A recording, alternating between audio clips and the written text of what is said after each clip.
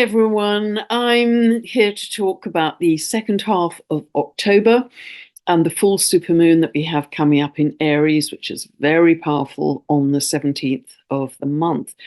However, before we get to that, I'm filming this on the 4th of October, and we have had some extraordinarily powerful days, both cosmically, energetically, astrologically, that I just want to recap on because really has been enormous, I think, for many of us.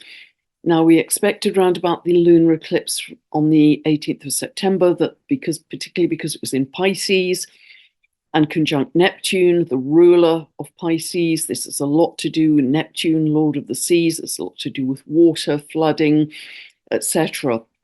There has been, very sadly, some massive flooding. I mean, right about the time of the eclipse, we had huge flooding in Central and Eastern Europe.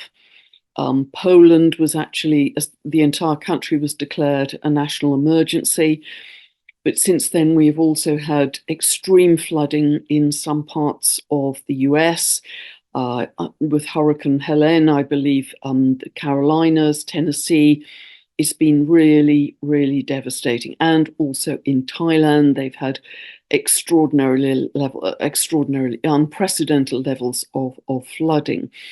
So this is likely to continue, sadly, through certainly through 2025. And the reason for that is not only because that lunar eclipse in Pisces was very strong, conjunct Neptune, and we feel the effects of eclipses for several months after they are exact. But in addition to that, Neptune is coming up to that anaretic degree, that crisis degree, that 29th degree of Pisces through in fact, much of 2025. It is exact in March and October 2025 and also January 2026. After that, it starts to move on.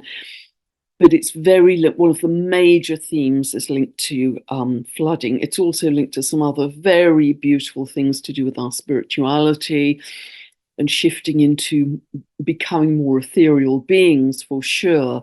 But flooding at one level is part of the picture. Transiting Neptune is also going to be conjunct the IC of the US chart for the 4th of July, 1776, 10 past 5 in the afternoon, Philadelphia. And this can mean over the next 2 years, 25 and 26, it can suggest more flooding.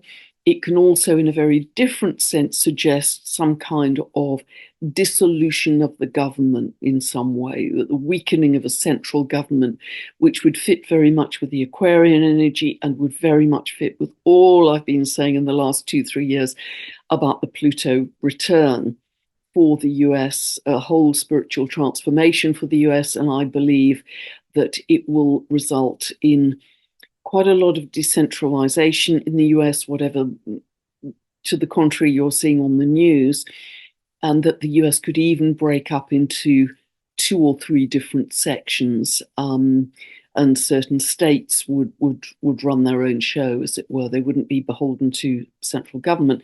We will see what happens, but transiting Neptune on the base, the IC of that US chart, opposing the midheaven, the government, the leadership, that centralized focus of government. I strongly feel this is about the dissolution because it fits so much with Pluto moving into Aquarius. So sadly, I think we will continue to see some flooding. And remember that Gaia is going through her own upgrade, her own kind of upheavals. And of course, some of these extreme weather events are entirely natural. Because of the high level of solar activity, which I'll go on to in a moment, but not all, as I'm sure you are aware. Now, solar eclipse, we had a solar eclipse at 10 degrees of Libra on the 2nd of October.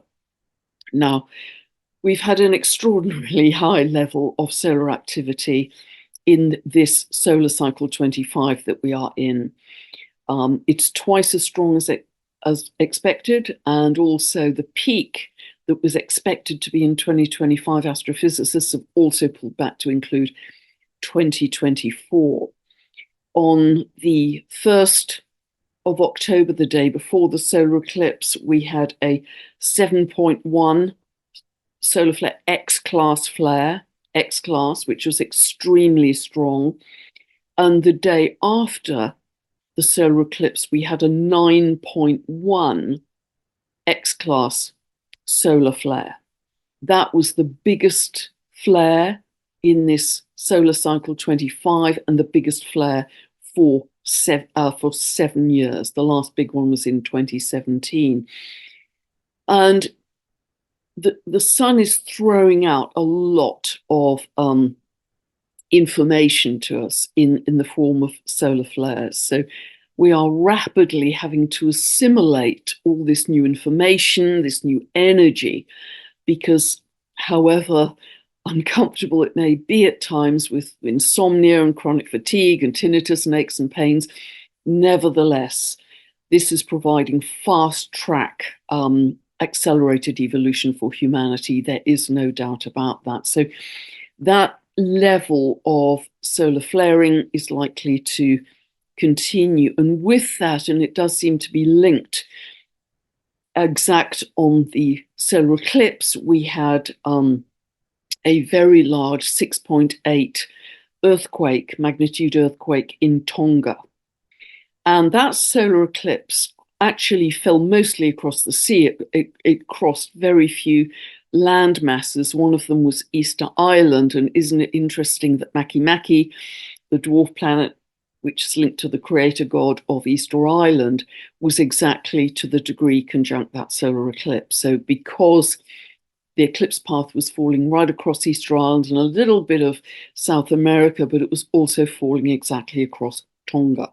And that's where the 7.8 magnitude earthquake was. So this was very concentrated energy, very linked to, it appears, the solar flare activity and directly related to where the eclipse path was falling. So we are likely to continue to see a lot more seismic activity and solar flare activity over the next couple of years. That is partly because the Earth's magnetic field has weakened to some degree, and that is allowing in more solar and cosmic information.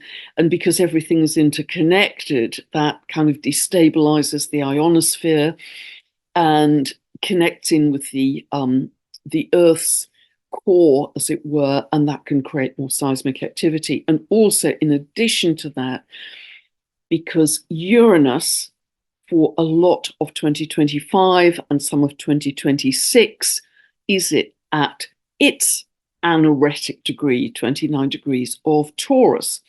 Now, Uranus represents, is the planet most linked to earthquakes and seismic activity. Taurus represents fixed Earth, and that is a classic for more earthquake and volcanic activity. Uranus is also linked to high winds, storms, hurricanes, as Neptune's linked to flooding. Uranus is linked to the things I've just mentioned. And Uranus will be at that anaretic degree of Taurus exactly in June and July and October of 2025 and April of 2026.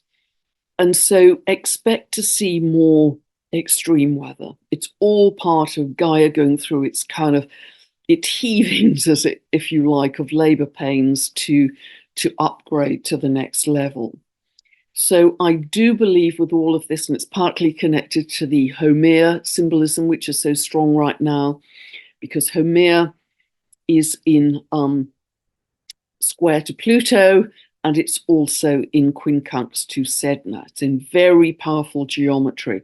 Haumea, the archetype for Haumea, is very linked to birthing new land masses, because in her fire goddess aspect, she was said to birth the 8 islands of Hawaii. And so I do believe that more land masses will start to emerge from the seas. I believe that very strongly. We had that gigantic mountain range a few months ago emerging just off the coast of Chile. And only today, just a few minutes before I started to record this, I saw an article, which I'll link below, about areas of Antarctica starting to become green. Now, this is partly because of all the climate change, but the greening of lands which previously were seen to be non-fertile, and the land masses emerging from the sea in the coming couple of years, I believe they are the physical manifestation for New Earth, and they will provide great fertility for growing new food, very concentrated nutrition in the coming times.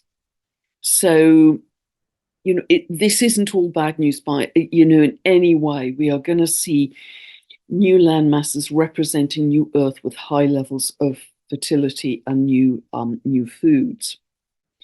So it's interesting also that on the day of the solar eclipse, we had, of course, a very strong square between Mars and the sun and moon. And wherever you get Mars, you tend to get a lot of powerful eruptive activity. Certainly, there were major events on the geopolitical world stage that day, which I don't have to go into. I'm sure you're aware of them. And also that day, a 500-pound unexploded bomb from World War II suddenly exploded on the Miyazaki, I think I'm pronouncing that correctly, airport in Japan. That was classic Mars square, the sun and moon. As we move forwards now, on the 9th, just to remind you from the previous update, on the 9th of October, Jupiter is stationary retrograde conjunct the US Mars. Now, the US Mars is at 21 degrees, 22 minutes of Gemini. So the conjunction from Jupiter is within 2 minutes of exactitude, 2 minutes of exactitude to that US Mars. The US Mars is in the 7th house, which is linked to the country's allies, but also enemies. And Mars rules the 4th house, the home base, the land in that US chart. So what that is saying is that at one level, that could expand the kind of assertive, aggressive energy linked to the US. And it could, in some way, be linked to the land. But we'll see what happens. And that is going to be exact again on the 30th of April next year.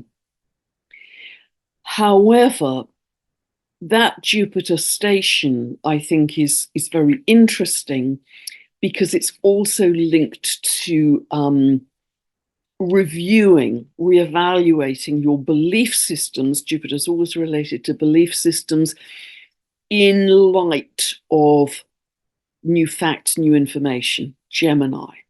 So I think we are going to be seeing a lot of people radically revising their belief systems at this time. And don't forget that Jupiter is also conjunct the dwarf planet Altagira at that point, 21 degrees of Gemini, which I've covered in a previous video. And Altagira, one of the big themes is shining a light on and then shedding social programming which is no longer useful or relevant. And I find that very interesting indeed. Very powerful day coming up on the 12th of October, and we will feel that a week to either side.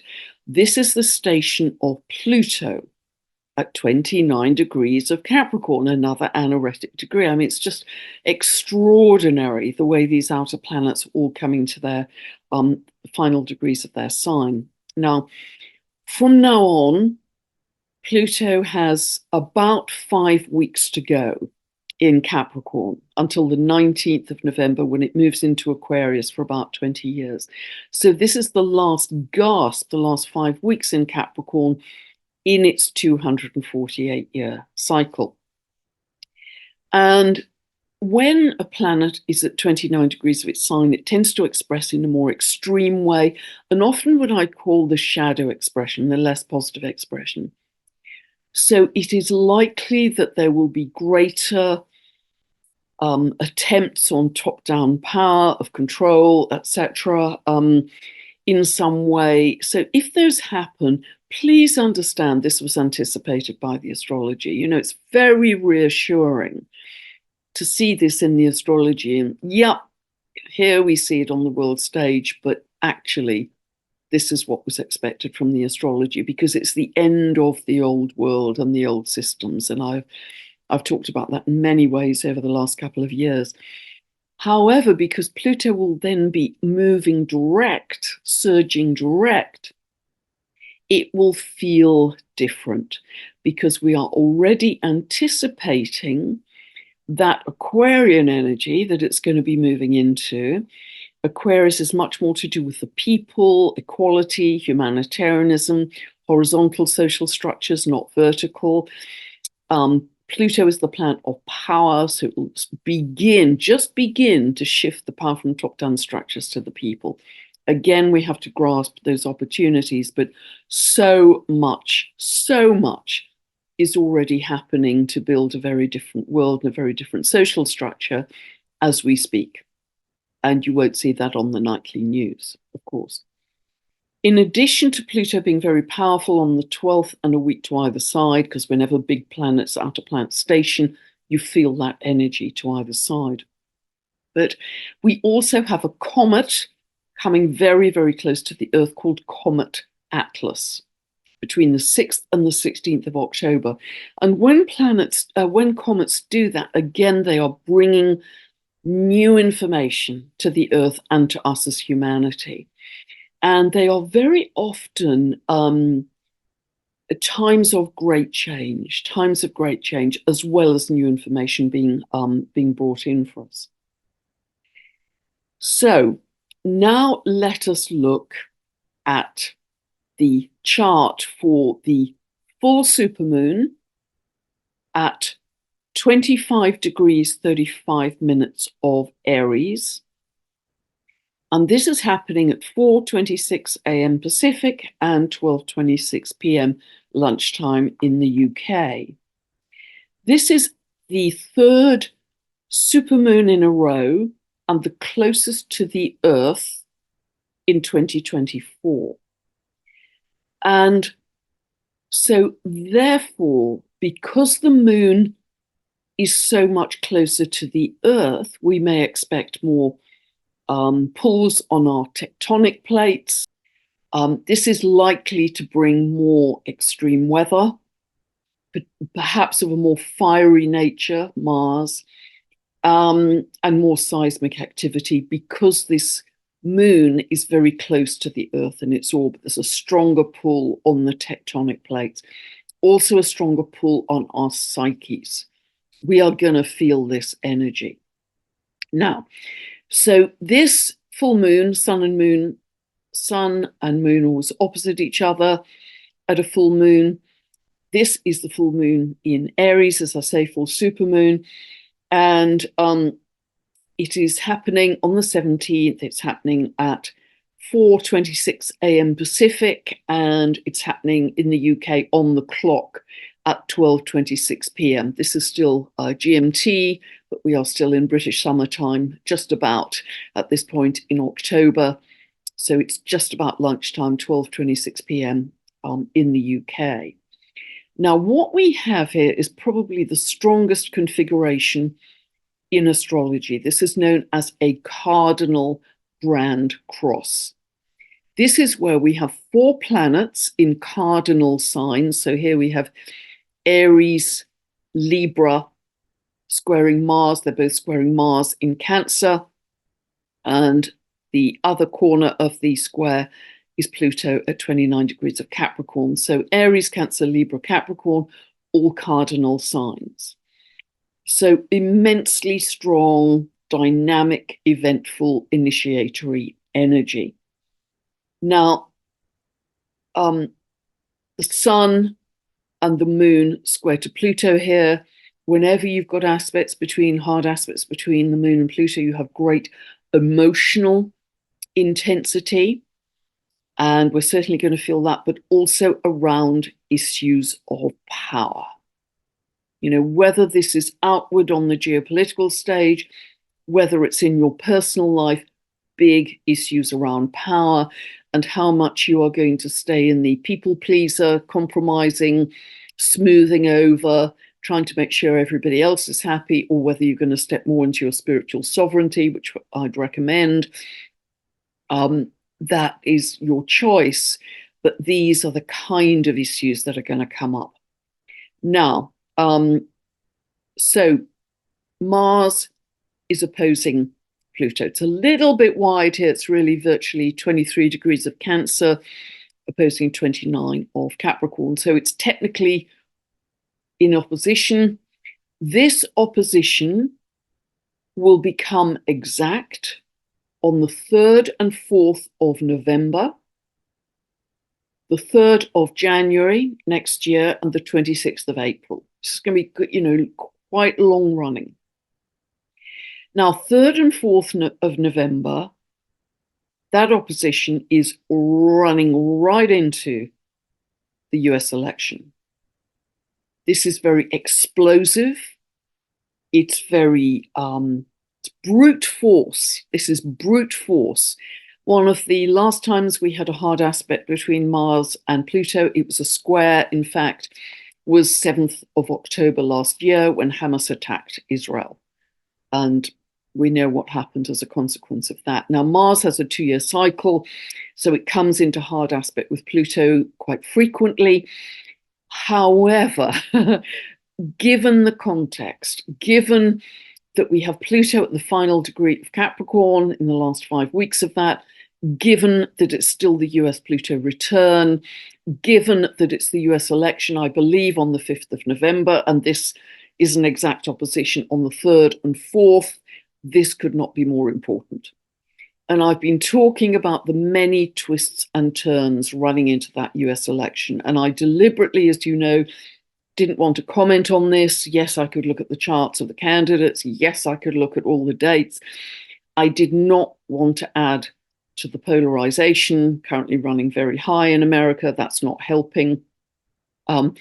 And we've seen some twists and turns already. President Biden running out, pulling out the re-election race, RFK Jr. joining the Trump team. We have more twists and turns to come in this because both of the candidates' charts are very highly activated, as you might expect at the moment.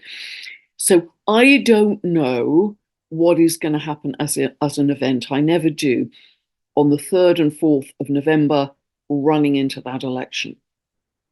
But it's going to be something we are all going to notice.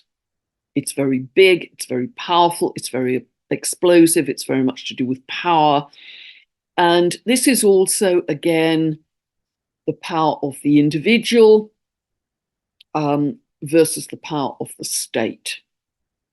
And Mars in the US chart rules the 4th house of the land, as I say, the home base, the land.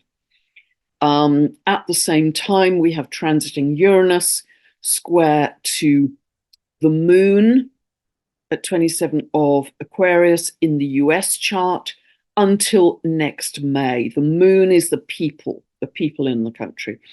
The people are going to be very rebellious, very, very revolutionary, very agitated, wanting freedom, more human rights, more truth. There's a great deal of volatility and agitation in the astrology. So maybe some events literally just a day or so before the election day, maybe those events will derail the election and prevent it happening. I don't know. I've always said I don't know if the election's going to take place. If it does take place, I believe that it is likely that result could be contested. Both candidates will claim they've won. Mars moves retrograde on the 6th of December. Is that going to start to unravel whatever the election result was, if there is an election? It's very it's a very messy picture, and that volatility continues through November, December, and even into January. So, for instance, when Mars becomes stationary retrograde on the 6th of December, it is conjunct the US North Node at 7 degrees of Leo by then.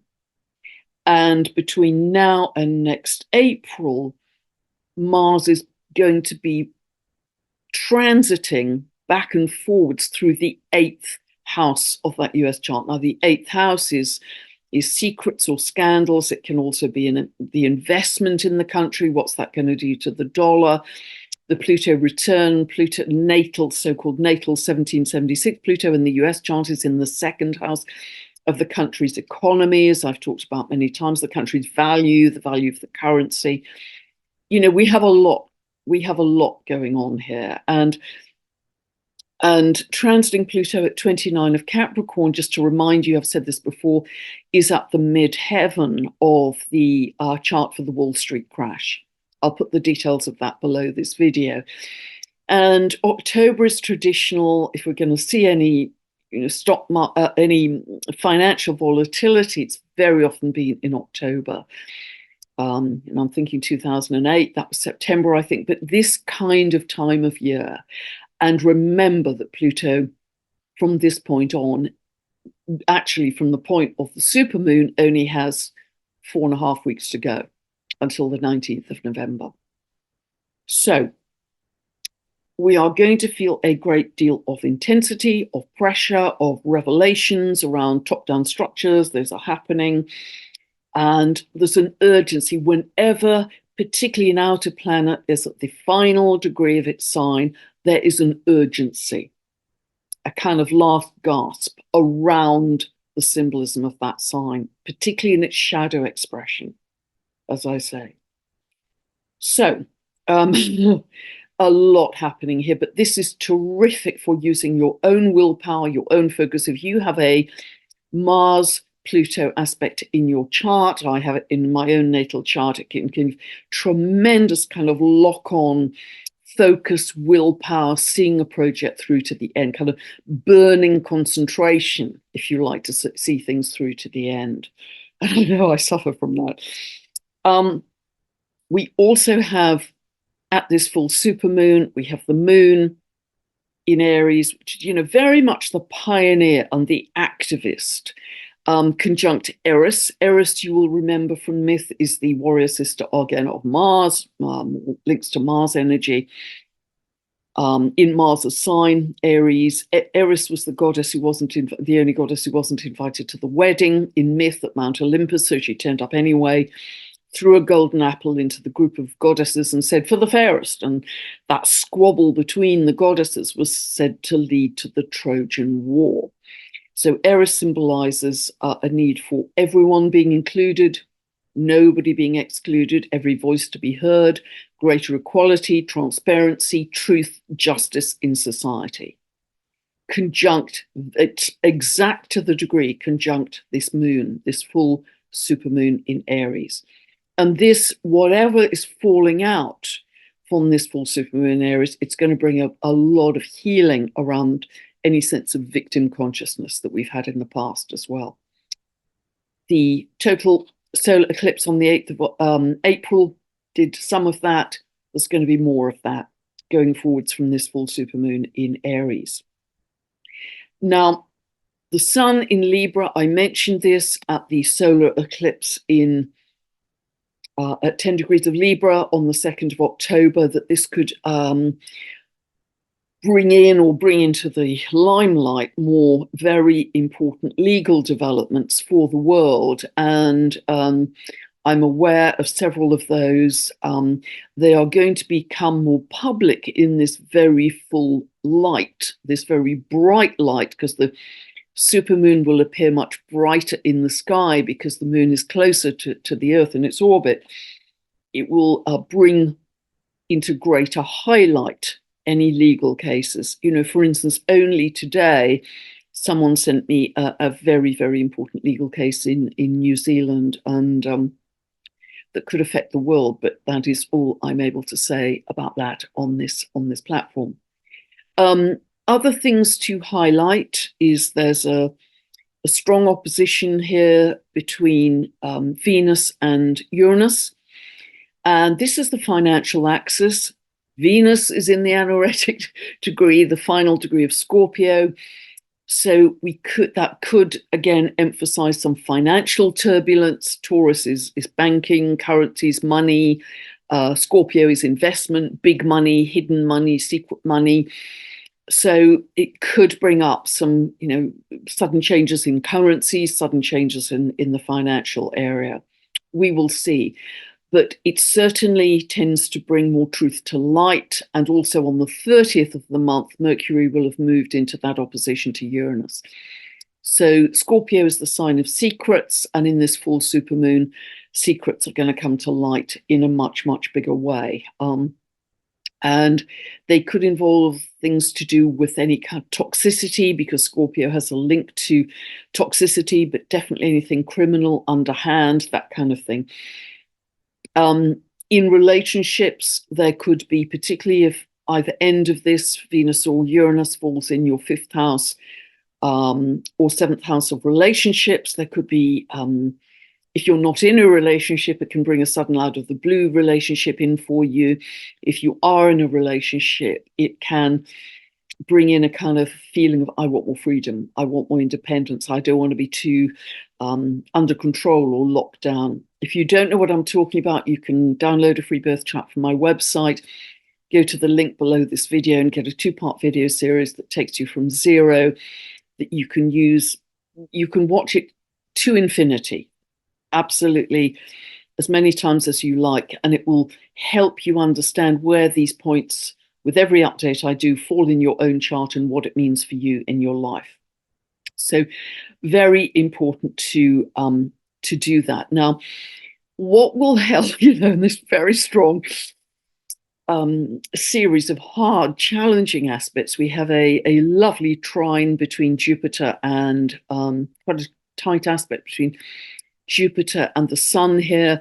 So this could help to enable or benefit any legal developments, Libra, at this time.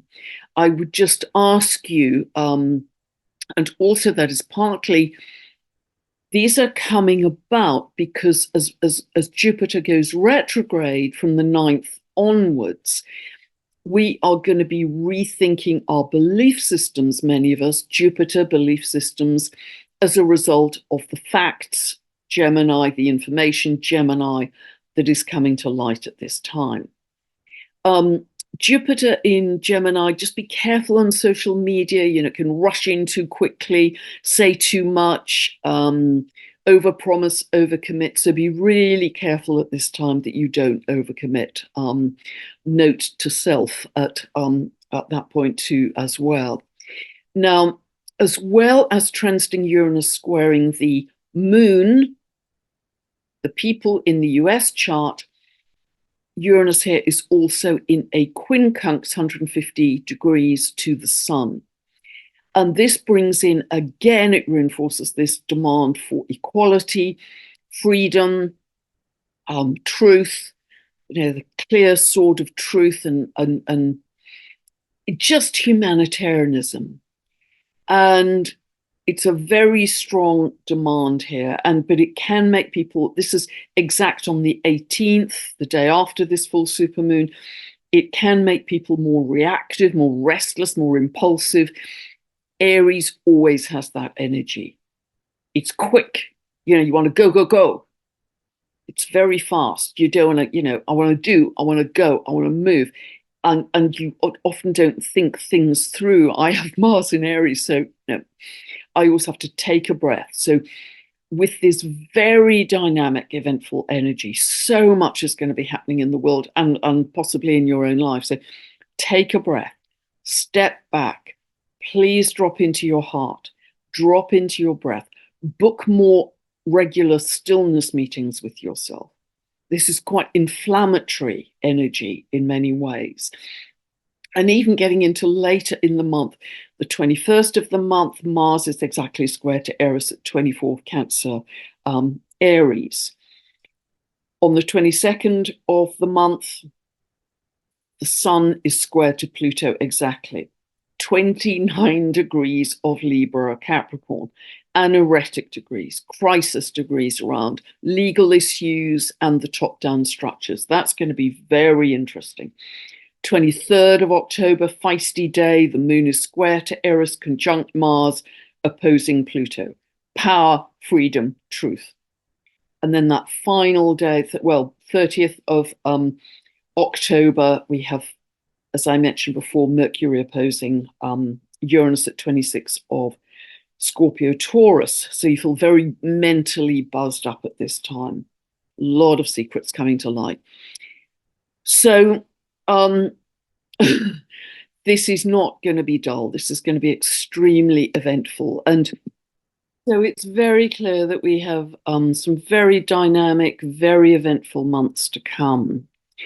And I've said this many times, but please, please don't get caught up in the drama. Don't get scattered. I mean, obviously there's some extreme situations with weather, and then you have to deal with them as best you can. And I know, some real horrors out there at the moment, and the rest of us can send peace and prayers and also money donations if it helps as well. We can do that.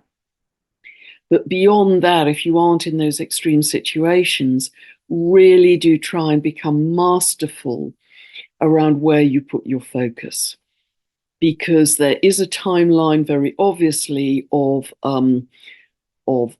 greater warmongering and extreme events on the Earth. But we quantum entangle with that when we go into fear. There's an entirely different timeline, which is based on love, which is based on joy, compassion, gratitude, peace. And more people are coming together on that timeline. And you simply access it. Your key is to feel in one of those emotions. Your key is to feel in love. Your key is to feel in gratitude. Your key is to feel in peace. And then you access that higher timeline. And that higher timeline is growing very rapidly, because that's where the life force is going. That's where the astrological energy is going. So just know it's down to your choice of focus. Are you in fear? Are you in love? It's that simple. And I know we tend to be swept along by some awful events. So my advice would be, stay on your eagle's perch. Yes, you can be aware of what's happening in the world, but just try and stay in a more neutral place. Send help if you can, send prayers, send donations, but try and stay in a neutral place emotionally, because that will serve you and the entire collective much better. Because if we go into the ain't it awful, we're not helping ourselves and we're not helping anybody on the ground. We are at our most helpful when we can stay in our center of strength and love, to lift the consciousness of the collective, so we can stop some of these really hideous things happening in future. That's where we're headed. We're headed towards unity consciousness. It is happening quietly and powerfully. Just absolutely know that. And so I'd really encourage you to develop a very simple practice if you haven't already, even more so than you have already done. And whatever it is, it has to enable you within moments to drop into peace, to drop into bliss. And very simple ways I've often spoken about is to just close your eyes, just drop into your breath. Imagine that you're breathing in and out through your heart. That slows and deepens your breathing immediately. And if you feel you need to go deeper, remember the baby belly breath. It's a yogic breath, the baby belly breath, where you just allow you breathe like a baby, but the breath is, of course, is breathing you, as it always is. So you just drop your breath into your belly. You watch your breath, and you allow your breath to slow and deepen. And you just allow the out breath to become slightly longer than the in breath. And keep this very soft and gentle, nothing forced, nothing pushed at all. And once you feel comfortable with that, just try and pause for a few seconds at the end of the exhale, where you have no breath. Just for a few seconds. And then you can breathe in again. But just try and make that end of the exhale your focal point. 100% focus on the breath. 100%. Not in your head, you're in your breath and your body. And that is actually the point of power, where we exhale and hold the exhale. And the longer you can hold it, the better, the healthier you are. But don't push, as I say, keep it very soft and gentle, because that's the point of bliss. That's the point of creation. That's the 0 point. A few months ago, I was listening to the wonderful Rory Duff, and he was talking about a healer who he knows, very powerful healer, who, while she was doing healing sessions, she had electrodes attached to her head. And what was found was she was doing this particular kind of breath, holding on the exhale. And when she did that, she had her greatest light and her greatest healing power when she held the exhale. She held no breath. So isn't that interesting? That's the point of bliss, the point of creation. And the more that just becomes part of your regular practice in a day, try and do this at least once in a day, ideally 2 or 3 times, just for a few minutes. That really brings down your cortisol levels, your stress levels. It boosts your immunity. It changes so many biomarkers in your blood. Just doing that for free, happily, wherever you are, at home, sitting in your garden. And if you can as well, if it's possible, try and build a little kind of sanctuary bubble, if you can. And whether that's, if you're lucky enough to have a garden, somewhere in the garden, or in a room in the house, or even a corner of a room in the house, where you always go to do this particular breath practice, or you go for your meditation or your candle gazing, or whatever it is, to get you to that point of peace and bliss. And try and make that a kind of a place which takes on the energy of peace, because that will help you as well. So these simple things can give us so much inner strength when there are a lot of changes happening in the world, more than we've ever experienced in this lifetime. Just know the astrology says that too. But you don't have to be fully engaged in the turmoil of those. You can step back, take a breath, stay in neutrality, send love, send prayers, send donations if you can, but your focus becomes the vision for New Earth.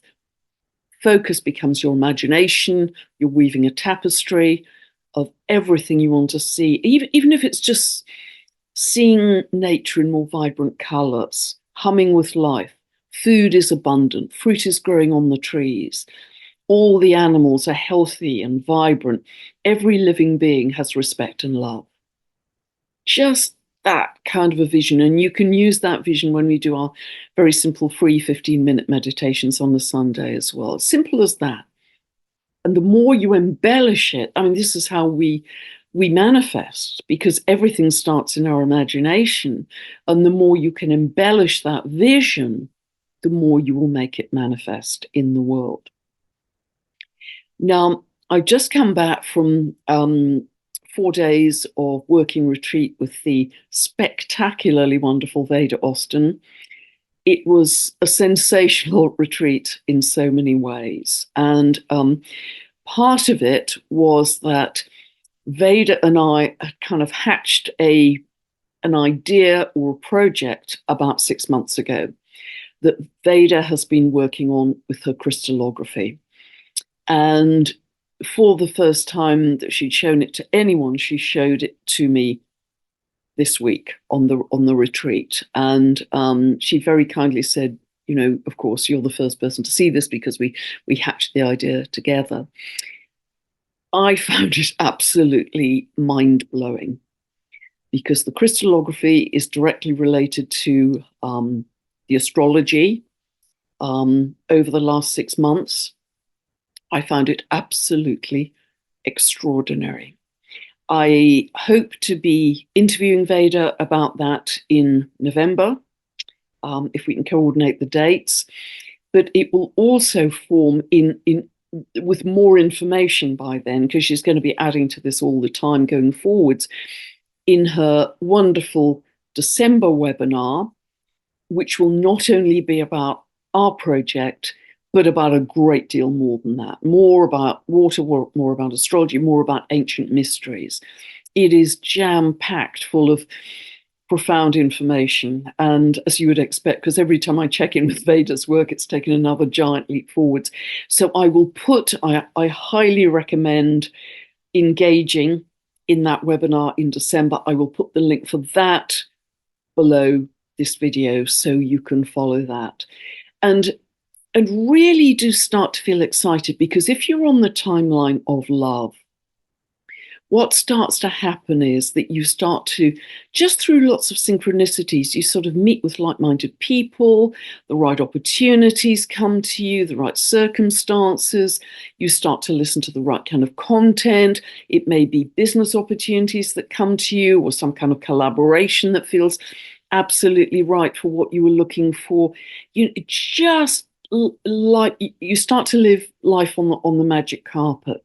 Life becomes much easier, much smoother, and joyful and excited for what we are creating in the invisible for New Earth moving forwards. And it really is as simple as shifting your focus from fear to love. And I know sometimes that's not easy. You know, you get caught up, particularly if you're in a situation of flooding or whatever. It's just horrendous. But as far as you are able, if you're not in those extreme situations, come back to love, come back to joy, come back to gratitude, join the 15-minute free meditations. That will help you kind of feel that collective energy across the world. A lot in there. This full supermoon in Aries is incredibly dynamic and incredibly eventful. But that rolls on into November and the coming months as well. So start your simple practice now of dropping into bliss. There's nothing that will serve you better than making your inner state of being your top priority. Everything operates from the inside out. It is an inside job. So God bless. I hope that helped you, and I'll be back very soon with another video update. Bye for now.